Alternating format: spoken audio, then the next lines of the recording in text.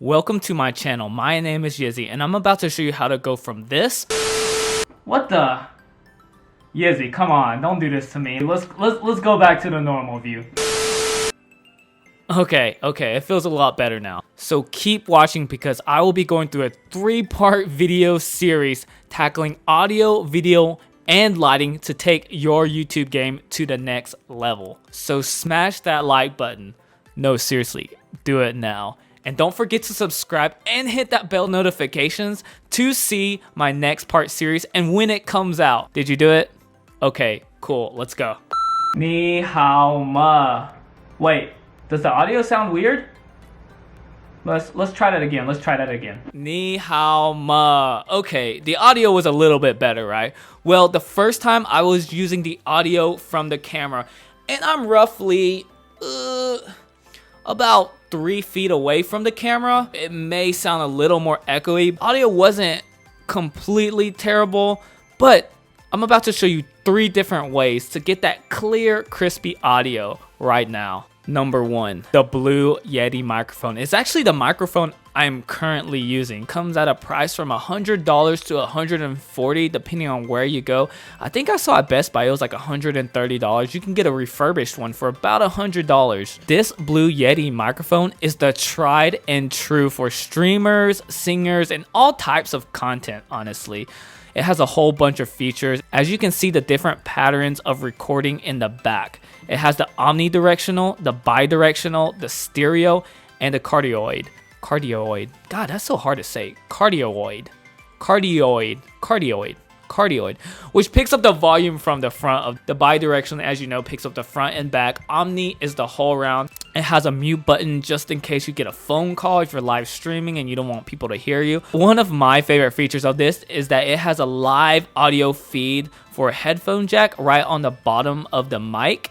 And that way you can listen how loud you are compared to everything else. The quality build of this microphone is excellent. Like, it's just a solid microphone. So I'm gonna throw some knowledge really quick at y'all. The 3 main things that make a really good mic is the mic itself, the amp, and the phantom power. So you need those 3 things to make up an awesome quality. If you have like a $300 mic and you're plugging into like a crappy phone with a crappy amp, this $300 mic is going to sound crappy. Like, that's just it.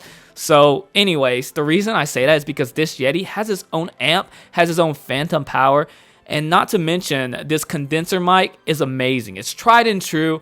A lot of YouTubers use it, and you know you're going to get your bang for your buck. You know you're going to get awesome quality. So that's why this is one of my choices. All right, let's move on to the next one. Number 2. The Movo VXR10 coming at you for $40, right? Just $40. A lot of people have been comparing this to the Rode Mic Go, which is the more expensive version.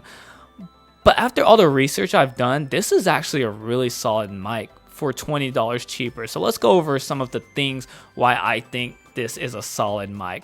So first of all, this comes with a wind muff. That way, if you're ever recording on the go or outside, you're not gonna get like all the echo and windy noises. 2, it's a cold shoe mount. So you can easily mount this to any other camera holder or phone holder because it usually has this. I will say this mic's a lot more sensitive than the Rode Go, so it picks up noises easier. And this is not necessarily a bad thing because the preamps for the phones are pretty good, so it actually complements it, so your voice will come out a lot louder and clearer. It does come with 2 different types of auxiliary cables, also known as TRR cables. If you actually look closely to one of them, it has 3 bands on it, and when it has 3 bands on it, you know it's meant for your phone, and when it has 2 bands on it, it's meant for a camera or DSLR camera.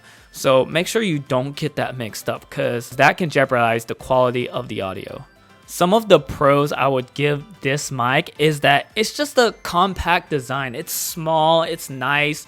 You can stick it on your camera and it can be out of the way, unlike this Yeti. Con is actually close to the pros of it, is that it has to be far away because it's mounted onto your camera if you are using it as a face cam. So let's test this out. I'm gonna mount it and kind of show you what I'm talking about. So it's kind of far away, so it may sound a little more echoey. Something you need to know about mics is that the closer you are to the mic, the better sounding and quality you're gonna get from it. So if I grab this mic, I'm gonna take it off the mount and kind of put it close to my face.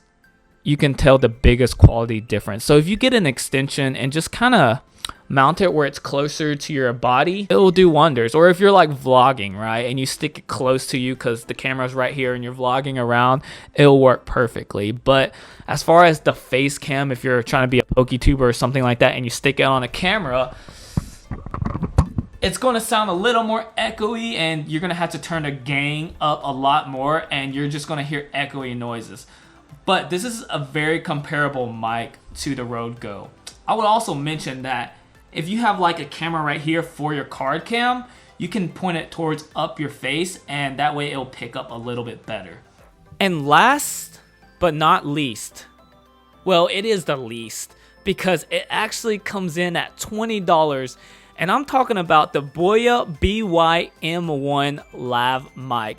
This is my go-to. Out of all these three, I would recommend this one, honestly, and it's the cheapest mic. This is considered a lavalier mic, and it connects directly onto your shirt. There is a toggle switch in the back, so you can actually toggle it between cameras or off, so it can work for your smartphone, so you don't have to worry about the different cables or TRR cables. I was mentioning about the Movo VXR10 microphone. And I'm going to show you the quality of this, and you'll know what I mean by $20 and a cheap, nice mic. Okay, so what you see right now is the Boya M1 mic that I was telling you about. What do you think about the quality? It's not bad, right? And it clips on, so the main thing that you can move anywhere with this mic, right? And the quality doesn't change.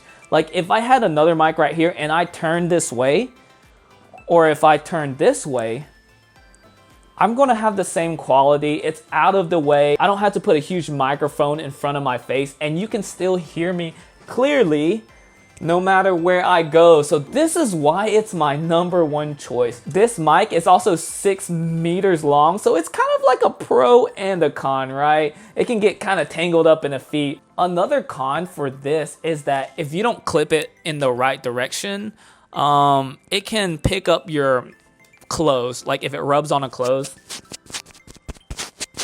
kind of like that. That probably bothered y'all. But yeah, I love this mic because you see this mic in even reality TV shows. They have it clipped on that way it doesn't pick up all the other noise around everywhere. So if you're like a single YouTuber, I would go for this mic. Like, I don't even know why I don't use this as much. I guess I kind of like the aesthetics of something like this in front of my face, and I don't know, but I may clean it up in the future and just have this stuck on my clothes. I did use this for a little bit, but I wanted to play around with other mics like the Yeti where it's just super clean. But for $20, like, come on, like, you can just hear the quality. It's amazing. It's clean, and it works for cell phones and DSLR cameras and mirrorless cameras or any type of cameras you want to use. So there you go, guys. Those are my top 3 audio picks to upgrade your game. And something to think about, audio is the most important thing about content creating. It is more important than video and lighting. And let me put this into perspective. Study shows that you can have amazing camera video quality and the audio is poor and people will just click away from your video. But if you have amazing audio and poor video quality, people are more likely to stick around because they can still hear you and it's more pleasant. Wouldn't you hate just muffled sounds everywhere? If you're thinking about creating content, be sure to think about the audio because it's so important. Guys, thank you for watching. If you're still here, hit that thumbs up if you haven't, and stay tuned for my series 2, which I'll be tackling video quality and how to set up the video part. And series 3 will be the lighting, and I'm gonna show you how to set up the lighting based off what you want. And let me think of the question of the day. What is the most overrated Pokemon? Boom, controversial. Guys, put down in the comment the most overrated Pokemon that you know. And I'll know that you made it to the end. Guys, thank you for watching. YIZZY out.